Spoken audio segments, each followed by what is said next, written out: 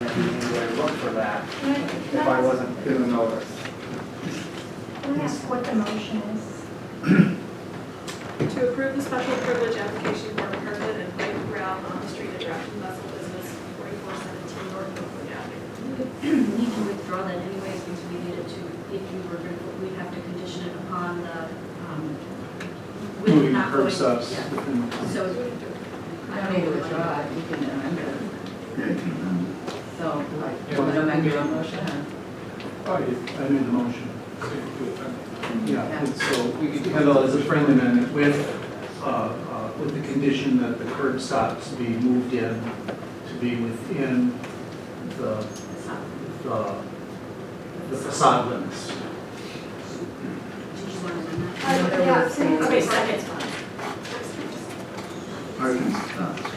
We call those curb stops. Wheel stops. Wheel stops. Wheel stops. And then Erica tell us that we had to throw something else in your motion. 6 by 11. No, It's already in there. it's already in there. We got that Okay. on here, the 6 by 6.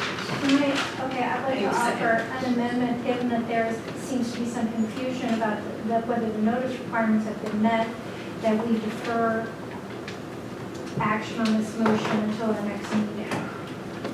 And we'll, hold on one second.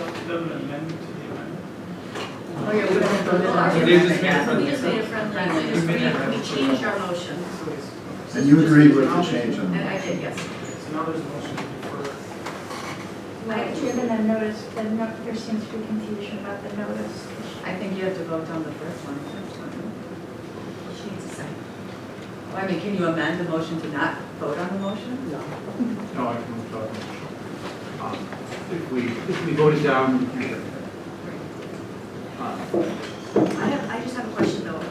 I'm uncomfortable with the fact that the businesses didn't get a notice. I apologize because I really support this program and I, I think the business owner did what he was asked to do. I don't think it was effective, not on the business owner's part, but on the fact that some business owners didn't get it. So there obviously needs to be some tweaks in the program language. Maybe it's the business owner pays, but the village wants them out. I don't know what the solution is yet.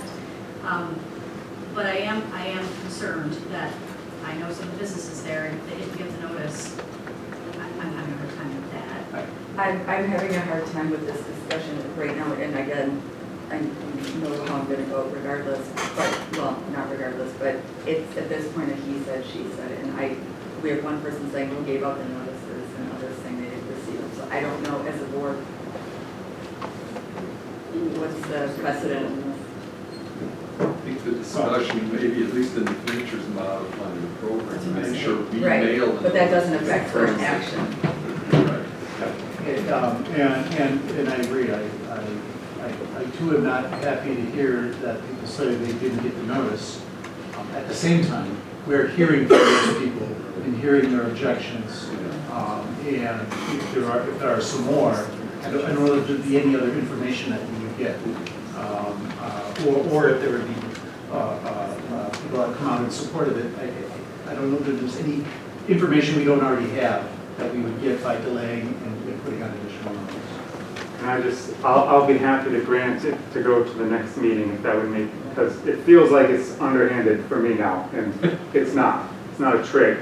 If everybody would like to defer to the next meeting, I'm happy to go with that as a gesture of, I'll hand out the notices again, make sure everybody gets one. It'll be on next month's agenda, and then that issue has been taken care of. I'm wondering, and I wouldn't put this into a motion, I would simply withdraw my motion. If the applicant's willing to do that, then perhaps the discussion can be had between now and the next time it's brought forward with the property owner across the street with regards to the parking lot, bank, or whatever entity owns that property, in terms of letting one row let people use that during the day. Because that Apparently, that's a temporary situation, as is the park. Yeah, Discussion possibly as well. I would be glad as the community business relations chair to do that before the next week. just find out what your operational hours are? 3 till about 12 during the week, 11 till 2-ish weekends. 3 p.m. till midnight. So then you would try the motion. Not And yet, you no. know, most of these businesses I are would then 8 to 6. withdraw my motion to approve the special privilege application and instead move and offer a replacement motion to defer the site. Second. Defer until, pick a date, the next meeting? Until, That would I be just don't want to May get the- 15th. Yeah, uncertainty would be for that purpose. yeah, that would be, until 2 meetings from now. What? Until 2 meetings from now. So that's it. Until June 5th. Can I protest for a second? Yeah. It's pretty late, summer started, the purpose of the parklet was to allow the public to enjoy outdoor seating when in the limited sunshine that we have, and for the business owner to be able to recruit higher profit and save business because of the extra tables. So, Well, after further consideration, I would reword my motion and move offer the replacement motion to defer this for consideration at our next scheduled board, Which is May May 15th. 15th. second. Discussion? I have a comment. When it comes back, I'd like to see with the bollards and also where the exact, because I don't think there's any room left for the bike rail, and I'd like to make sure there's at least 2 parking spots left north of whatever's put in the street, so we don't get a parking space and a half, so there's unused parking on the street. It looks like with the bollard, you pick up 3 feet up, there's no bike trail, so hopefully we'll have 2 full spots on the north part of the, if it's approved. Trustee Bowers?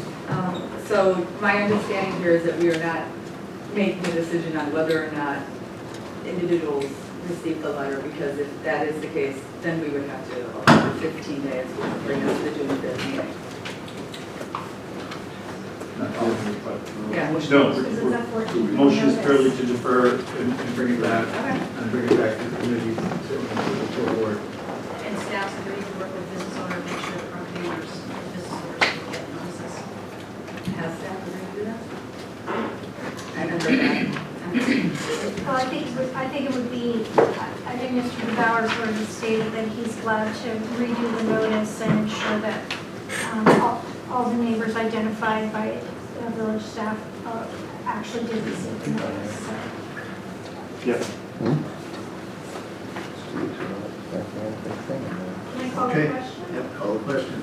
All in favor? Well, the motion is to defer until May 15th. All in favor, say aye. Aye. Opposed? Deferred. All right, the next item is, we have, item C, was the consideration for special privilege application for hardscape items within the public way at 4144 North Oakland Avenue, the Ruckus building. The information in our packet explained that the plans and the information from the village and the property owner that showed property lines that went, for construction did not appropriately mark the property line, and that a new survey was not, a new survey of the parcel was not required as part of either our granting the facade process, facade grant, or any of the requisite building permits approvals for the business to do the improvements there at that facility. We discussed it in committee, and it did come for approval from the committee to approve granting this with the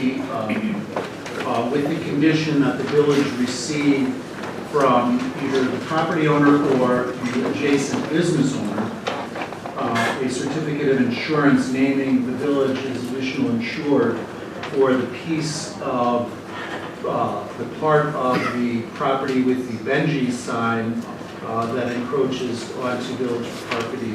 Benji sign and bollards. Sign and bollards. Sign and bollards, thank you. That we get the same protection from the property owner as we do for the rest of the business encroachment. So with that, I would make a motion to grant a special privilege application for hardship items within the public way at 4144 North Oakland Avenue with the condition that the village receive a certificate of insurance naming the village of Shorewood as additional insured for the piece of the property that contains the Benji sign and bollard. Is there a second? Any discussion? Yes. One thing that was mentioned in committee that I really feel strongly about is the architect, is he still here? Yeah. Okay. Can you just explain real quickly about how the survey, what could prevent that from happening in the future? We had a recommendation that we wanted to expose. Happy to. Yeah, there was just an honest mistake in the importation of the property line, and typically what happens when you go in for a permit, like in the state or in other cities, is they require as part of the permit process that the surveyor class your improvements on their drawing, and that is part of your permit application. For whatever reason, that wasn't part of our process that we went through, and that would have been where we could have caught this right out of the case. I'd just be great to make sure that's part of the thing going. The staff are incorporating that. Thank you. I'm confused about why we would do a survey after the permit was granted, the facade grant was granted, everything's built, and then we do it. I'm confused about timing of why we would do a survey at this point instead of back at the beginning of the process. If I may, we have a policy in our department that we ask for as-built on any new development and any addition. So that's why we ask for it after, and that it's recorded with the Register of Deeds. So we have accurate survey of what is actually built on a parcel. As far as before, we don't require new surveys for projects like this.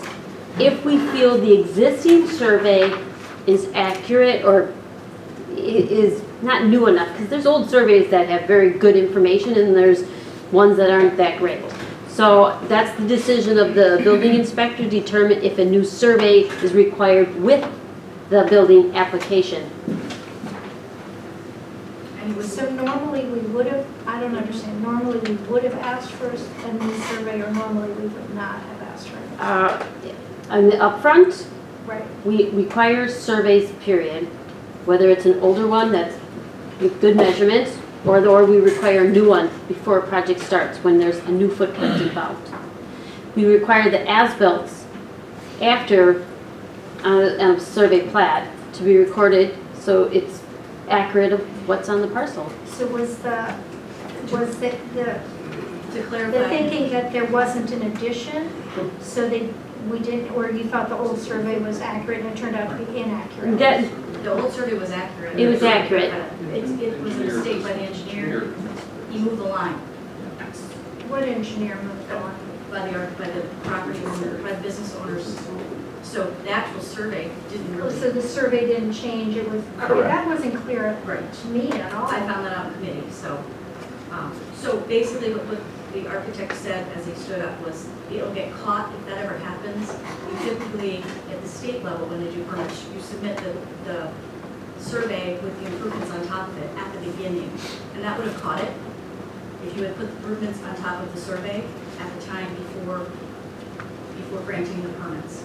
But that wasn't required, that's not required to actually do that, putting of the improvements, the proposed improvements on top of the survey.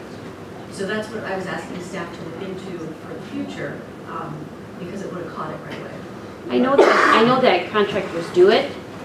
For house additions, they overlay it right on an existing survey, so I can't speak to the process for this project.